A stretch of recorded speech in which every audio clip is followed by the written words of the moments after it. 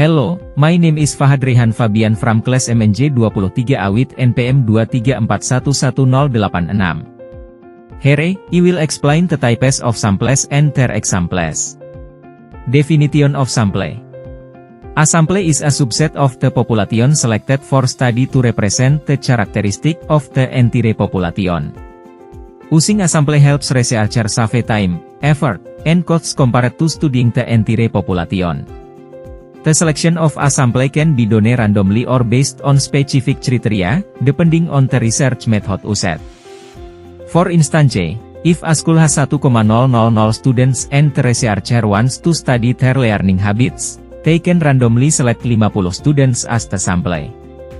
The data from this sample is then analyzed to draw conclusions applicable to the entire population.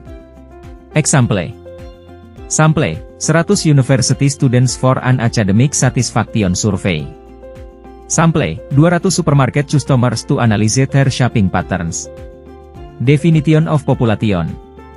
A population in research refers to the entire group of individuals or objects that are the subject of a study.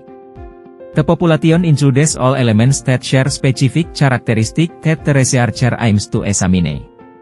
The size of a population can vary, ranging from small groups to vast numbers, depending on the scope of the research. For example, in a study on students' satisfaction with teaching methods at a school, the population consists of all students in that school.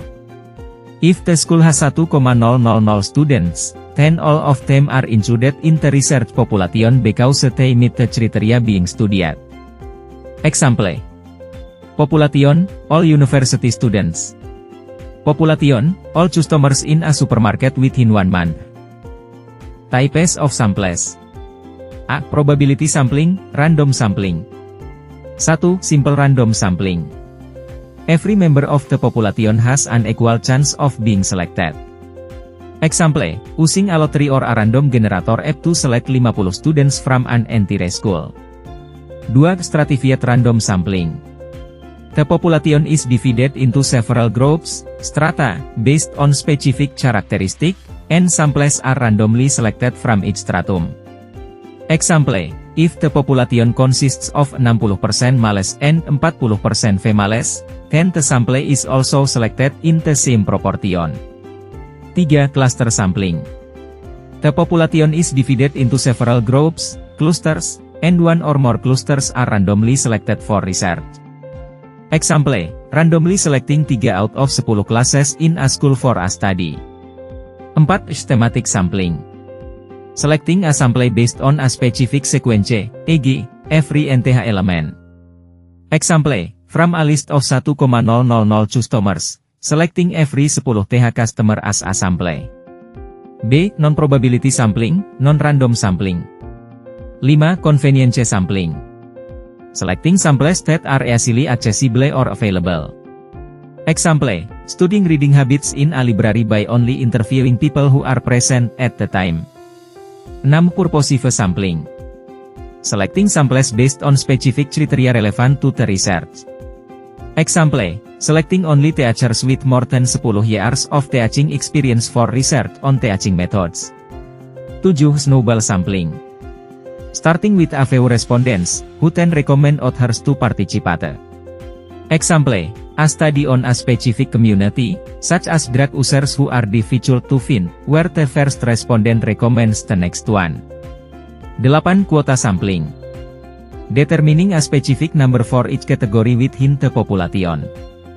Example, studying shopping habits by selecting 50 males and 50 females without using a random process. Conclusion. Selecting the right sample is crucial to ensuring accurate and representative research result. There are 2 main types of sampling techniques. 1. Probability sampling. Every population member has an equal chance of being selected, making the research result more objective and generalizable. Examples include simple random sampling, stratified sampling, cluster sampling, and thematic sampling. 2. Non-probability sampling. Sample selection is based on certain considerations, usually used when access to the population is limited. Examples include convenience sampling, purposive sampling, snowball sampling, and quota sampling.